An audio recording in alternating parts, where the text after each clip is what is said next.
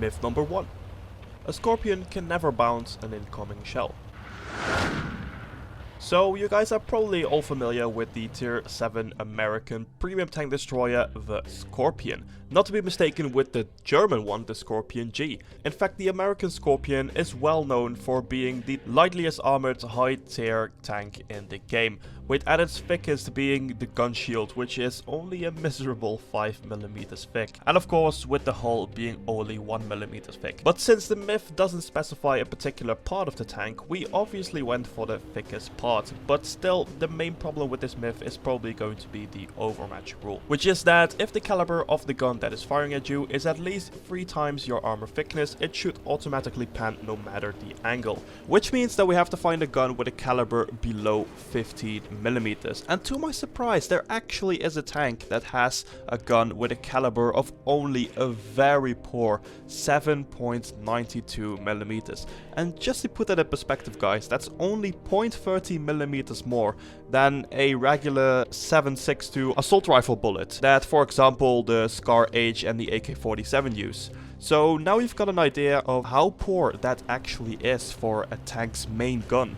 But it is what it is. For this myth's sake, it's actually pretty damn useful, because now the M56 Skorpion should theoretically have a chance to bounce the Panzer 1C's machine gun. But is that also going to be the case? Well, let's find out.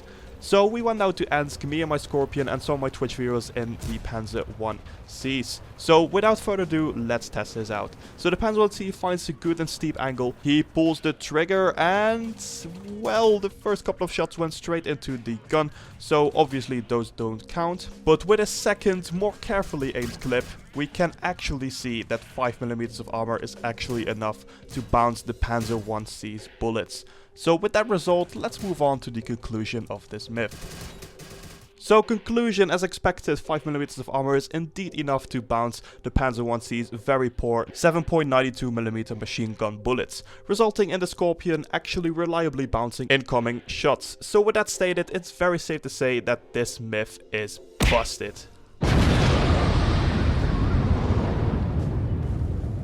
Myth number 2. If you ammoracked a turreted tank underwater, the turret won't fly off. So for this myth we needed a lot of easy ammorackable tanks, in this case the T28 prototype, since I had a lot of success with ammoracking this tank in previous myths, and of course a tank with a very high module damage, in this case the T110E4. And I also used Eagle Eye for identifying a damage ammorack, and I used the skill Dead Eye to increase the module damage even more.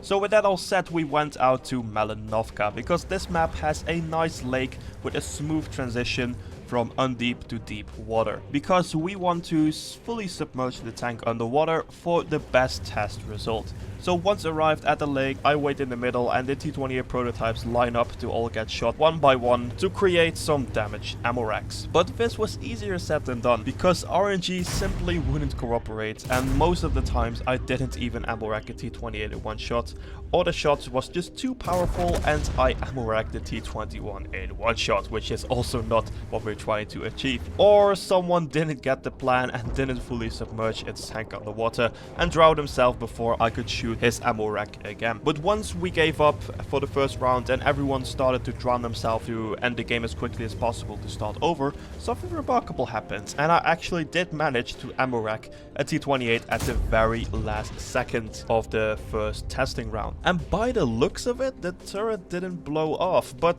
this obviously wasn't a clear test result, so we tried it a second round, and finally I have a T28 prototype with a damaged ammo rack. He fully submerges on the water, I shoot his ammo rack again, and yes, there it goes, but it looks like the turret didn't come off. And after some closer inspection, you can clearly see that the turret is still completely sealed to the hull. So now, with the test complete, let's move on to the conclusion of this myth. So, conclusion, after a lot of tries, I finally managed to ammo rack a tank that was fully underwater.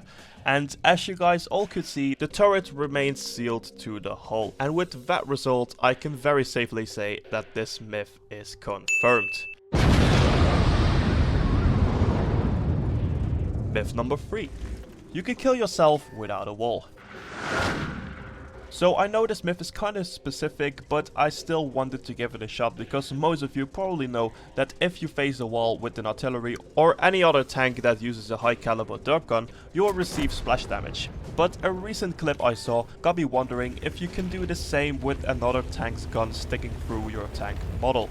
Because as most of you know, guns do not have a collision model, so they can poke through things such as walls and other tanks. So to test it out if it's true or not, I set up a testing scenario with a few high caliber artillery such as the T-92 and the Conqueror GC, and some other tanks with a very long gun such as the Panther with the long 88 and the Grille 15. So we went yet again to Ensk and we replicated the situation, and at the first shot everything seemed just fine and the shot didn't splash on the enemy tank's gun, but instead it just landed at the wall that was in front of me. But at the second try we extended the gun a little bit further, and indeed it was enough for the gun to act as an obstacle, so the HE shell does indeed splash on it, nearly killing myself. So conclusion, as long as you stay away from teammates with long guns that want to get behind you for some creepy reason, you should be safe. But if some teammates with a long gun decides to troll you, you are indeed, as shown on the test footage, pretty much screwed. So therefore I call this myth confirmed. Myth number 4. You can spot an enemy tank that is hiding behind a larger enemy tank. So this myth is pretty straightforward, but for the people who still seemed a little bit confused, I did a very clear explanation of this myth live on stream, which I'm going to show you guys right now. So basically, you got, like this is the plane, right? This is the World of Tanks map thingy. I'm standing right here, I'm tank A, like you see here, there's a tank, there's this little gun. These are the tracks. Okay, there we go. I've got the binos right here. So I spot, I spot here.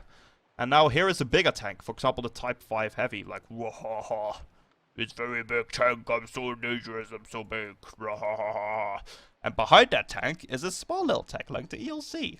Oh hey, I'm an ELC, look at me, la la la. So basically, what I'm trying to test, if I, right here, I can spot obviously him, but can I see him as well? Because he's literally hiding behind him.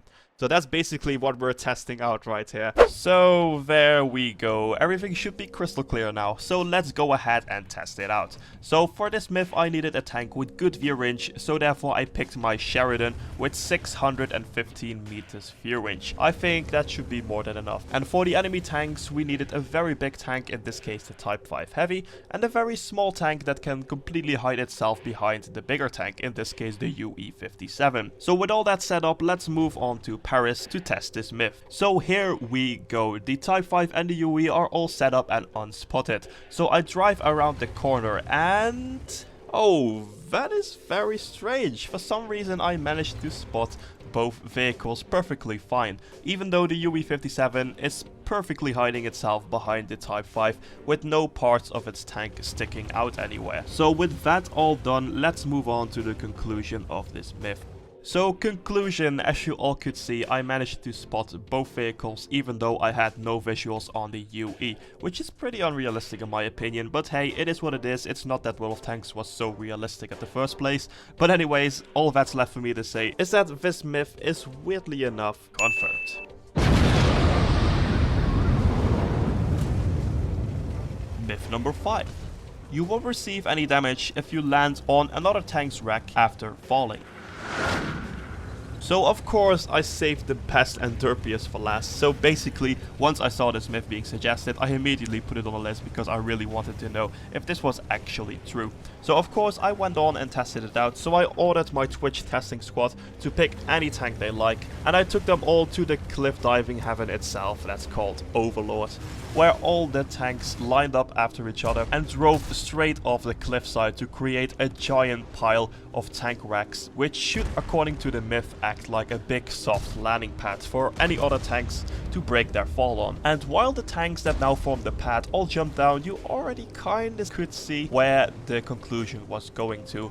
But just to be sure, we saved some fast enough light tanks to truly confirm or bust this myth. So here we go, the light tanks drive off and... no, unfortunately they all die instantly or still lose a lot of HP. Pretty much just as much as if there were no landing So, conclusion, unfortunately, wrecks don't function as a landing pad for suicidal tanks, which I find rather sad, because how fun would it be to just jump off the cliff and land on a wreck and be perfectly fine to kill the final tank on Overlord that's hiding on the beach. But sadly, it is what it is. So all that's left for me to say is that this myth is clearly busted. So guys, that was all for today's Mythbusters episode. So if you enjoyed the video or found it useful, please consider giving it a like. I would highly appreciate it. Also, if you're new to the channel and you like my videos, make sure to smack that subscribe button so you will stay up to date with all my future content. And also, if you know any awesome myth that hasn't been tested out yet, feel free to drop it in the comment section down below. And who knows, you might see your myth pop up in the next episode. But for now, I'm just going to say have an awesome day and I'll catch you guys later. Jack it up.